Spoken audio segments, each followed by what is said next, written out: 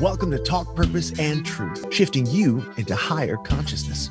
A show that elevates, uplifts, and encourages listeners to grow, heal, awaken, and evolve.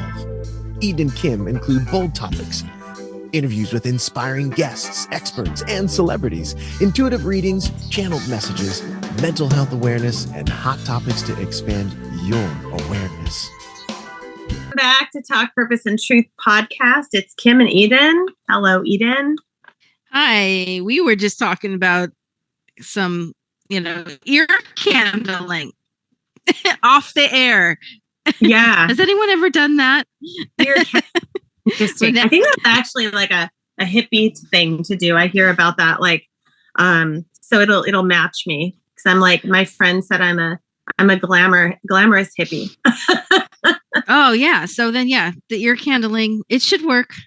Okay. Well, I'll talk about why I need that in a little bit. But one of the things I think that we have never talked about, and Skylar suggested we talk about this, and it's kind of a new buzzword hashtag thing that people are talking about, and they talk about it in different ways, but it's basically the anti-hustle culture.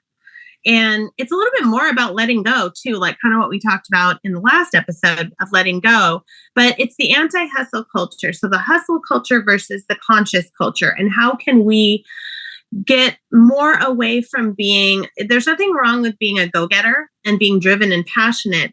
But what happens, and what a lot of Americans are doing especially, are go to the point where they're burned out. They have no life balance. They don't have self-care. They're addicted to the go-getter feeling, and they're not conscious or mindful. And they're just kind of, grabbing whatever to eat and feeling stressed out and not getting enough sleep and then starting all over again the next day. Yeah. And a lot of America and a lot of commercials and things that we watch promote hustle, that we got to work for the money and the material things. And we forget about okay, but when we're 100 years old on a rocking chair on the porch, are we going to go, yeah, remember all those days working and typing away or having meetings? Or are we going to remember, I went on that trip and I hung out with my friends and, I got to see the full moon or whatever it might be. So I think this is a important topic, Yeah. Yeah. None of that seems to matter as we get older, as much, at least. I think our priorities change. Yeah. Well, I think the more aware we become, and the more we're able to, you almost can imagine yourself floating way above your life and looking down at everything and looking at okay, what does it all really mean? What's meaningful to me? What's the big picture? And if we go so far as to get deep and take inventory on ourselves and ask ourselves, let's say you have some go-getter goals and you go deep and you go, okay, but why do I want this? What is it doing for others? What is it doing for me? And if those whys are something positive and make you feel full and like it's your purpose, that's different, but you still want to do it in a balanced way where you can have time and you can be in the moment for the things you're doing instead of just going, achieve a goal. Okay, next goal. And you don't even really, you don't take it all in. Well, yeah. And I think people are in the hustle without being conscious of the fact that they're in the hustle is not so much about success and money, providing, that is all of that is great. But at the same time, I think there's something deeper than that, which is they don't want to feel something. So they stay busy and, occupy their minds with the hustle. Mm-hmm. Yeah. To avoid facing life or feeling. Yeah. Or it can be something. I know that I had a period, a couple of years when I first started my business where I was overscheduling myself. And so I was, booking clients only 5 minutes apart, back to back. And then I was these networking meetings, and then I was speaking, and I would blur through the day, but it got kind of addicting to where I was like, oh, it felt like this high from having accomplished the day, even though I had 8 things. But what I started to do when I took inventory is go, okay, is that really making me feel happy? Is it making me feel inner peace? Mm-hmm. And it was making me feel like I wasn't all the way enjoying any of it because I was, packed so full in my schedule. Probably not present either. Right. Yeah. It's harder to be present when you're rushing. Yeah.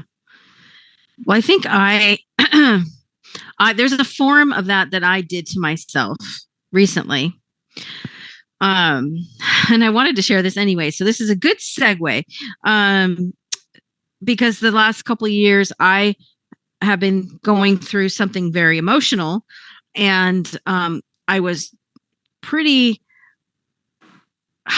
much in a hustle of healing emotionally. I was really focused on the emotional part of it. Making sure I was every day on top of how did I feel my feelings enough, and did I express my feelings, and all of that. I did a really good job of that. Mm-hmm. You did. Thank you. But then it hit me not too long ago, maybe a month or so ago. I forgot about a huge part of myself, which was the physical part. Because I was so busy with making sure I felt all my feelings, emotional feelings. I was very still because I thought, so I could feel my feelings, but I also was not active, and I gained weight, and I was just like not getting out. I wasn't doing anything, outside the house. I wasn't taking walks like I used to do, or, and then I wasn't eating consciously whatsoever. And I think we talked about this in our last episode too, which is, I started to get messages in my head about what I'm talking about, but it was like guidance with telling me, okay, I think it was a dream I had. One night I woke up and I remembered that in my dream I was told that I need to cut out salt. Mm-hmm. Or at least a lot of the sodium I was taking in. And I was like, I don't even eat that bad and eat that much salt. I don't add salt to things.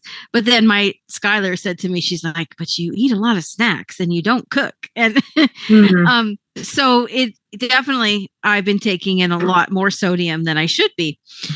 And I ended up realizing, I think it also hit me because I got frustrated because I felt puffy in my body. And I felt like, and I know it was true, even like, especially in my face was like really puffy. And then the sodium thing came up and I thought, okay, that must be the answer. I'm going to go with that. So I started cutting that stuff out. Mm-hmm.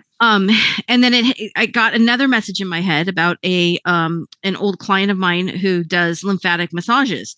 And, the weird thing that happened with that was I was like, oh, I got very like, what is it? Like not panicked, but like I was trying to force, okay, now I got to hurry up and get physically fit and better, but I wasn't like letting myself just like hang on, sit back and let the information come to me in a time that it's meant to happen. So I was just trying to force, but then I was like, okay, I'm going to go to this girl. I'm going to have her do massage on me. And then I'm going to go do this. But then I got the message to stop. And what the message was, I tried to look her up on my phone and I couldn't remember her name. Like it just like completely left my mind. So I was like, okay, I have to listen to myself, and it's not time to force anything other than cut out salt. So then a couple weeks goes by and the client who does these massages, she reached out to me. Mm. And she's like, oh, I was really thinking about you a lot lately. And I think we should do a trade. Are you open to doing a trade with me? So I was like, oh my gosh, okay, it's time. You attracted it. Yeah. Yeah. Yes. But I waited too. I didn't force it. So yeah. So then I went and had this massage. Okay. It's lymphatic drainage, right? Yes. And I want to tell you about this because I think it's such a healthy thing to do. And I think that's something we forget about too, when we're in this hustle. And that's a big part of our well-being that we don't realize we need to take care of, especially as we get older. So she did it on my face and my entire body, front and back. Well, most people don't know, like if your lymph nodes are clogged, it could be from allergy, it could be from, inhaling something like smoke, or it could just be from being sick, or it also could be from stress. Or being anxious, but then it can also cause stress and anxiety. So it's interesting how important lymph nodes are, which are everywhere, but you have them in your face and around your neck. So many, right? Yes. So yes, she told me that. She pointed out all the places in the body where you have like what I think she called them clusters of nodes or something like that. Forgive me for anybody who knows the correct term, but something to that effect. And she said in our face we have the most. And she pointed out the areas that we have them the most are like the cheek, apples of our cheeks, and then like sort of like under the jaw, and up on the where we get like fat pockets and stuff like that as we get older. Yeah, and those were the two areas that I was the most puffy. So yes, so she gave me tons of tips, but one cool thing that happened was she took a before and after picture, and she did one side of my face with the massaging, and it was so gentle, and anyone could do this. I suggest you go online and you look for lymphatic massages, facial massage, and that, or body, but she did it with the gua sha, I think that's what it's called, the little tool, very lightly with some jojoba oil. I'm telling you guys the details because I think everyone would benefit from this. And she's the right side was so much smaller than the left side after she worked on the one side. So in just a matter of like a few minutes, it was gone. So it's water weight. It's like retention. Or inflammation. It's all the same. And I know the salt does contribute to it, but she told me we need salt though, so that we can maintain our hydration. So there's a fine balance there, but, so that really impressed me. So I'm going to keep trading with her so I can keep doing this. But you just feel so much better after too. But she said that my lymph nodes were sluggish. And it had to do with the fact that I wasn't moving, and I think it is a mirror of how I felt in my life, and it's like this stuck. Yeah. So I've finally got this going. So that feels really good that I'm doing something about it. But she gave a lot of really good tips that I want to share with everybody. Let me see. I have a list on my phone. So one of them is about drinking water. And obviously, there's a certain amount of water that everybody needs to have. I think it's like half our body weight in ounces is what we all should be drinking. But she said the way we drink matters. So it's not how much as much, but she said it's if you drink like you're thirsty, like you just gulp, then your water's it's gonna come right out. Oh, yes. So she said that we need to sip all day long. Oh, well, I have to hear. Yeah. Okay. Yeah. So that was a really good tip. And then she said chamomile tea or calendula tea, at least once, maybe twice a day for everyone. That's going to help with flushing the lymph nodes. Laughing. She said laughing is like one of the best ones. Oh. Yeah. And then the gua sha tool to use anywhere on your body. Walking is another one. Just get out and move. She said every morning when you wake up, if you can just like shake everything. That's a good one. Yeah. And then she said, or you can actually go out and buy one of those mini trampolines, and just bounce on it like as much as you can all day, or a few times a day. That's another way to get that moving. Yeah, so I think that was everything. So, but yeah, great tips. So I've made some changes, so we'll see what happens. Well, and I think that it's a great example, because a lot of people will just talk about all of the things that are out of balance and wrong, and go, oh, it's just too many things, and they just kind of keep doing the same thing every day. instead of realizing that like, okay, well, this week, maybe even just this one thing for 2 weeks, I'll sip water more. And then, oh, wow, I did that. Okay, I'll add in walking 3 times a week and, shaking out in the morning and remembering to do that. Like just adding things, because I think that what happens is we get overwhelmed. We try to change all of it.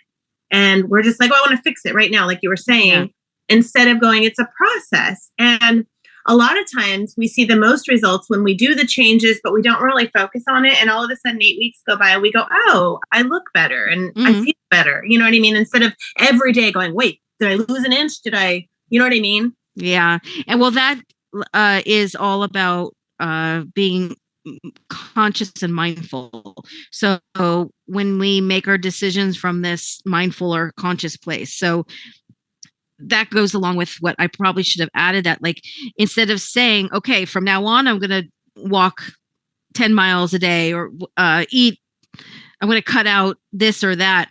It's more about waking up in the morning and asking your body, what do you want today? What do you want to do today? Do you want to take a walk today? Does my body feel like doing that? And if it doesn't, it's okay to say, no, today's a resting day. Or does my body want this piece of pizza? Yes, it does. Then you get to eat the pizza. So I think that conscious eating and conscious living is the way, much, much healthier than anything else. Thank you for listening to Talk Purpose and Truth podcast. Find out more at talkpurposeandtruth.com.